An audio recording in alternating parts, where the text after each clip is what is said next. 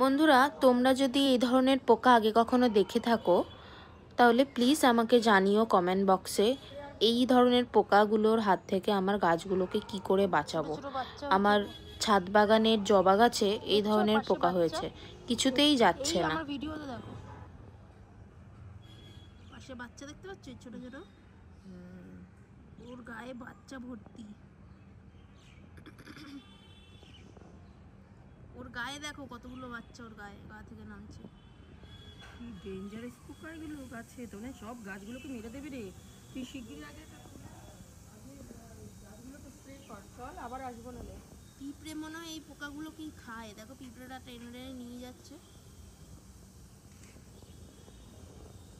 চোখে দেখা যাচ্ছে না পোকাগুলো। তোমাদের যদি জানা থাকে কোনো কীটনাশকের নাম, প্লিজ কমেন্টে জানিও।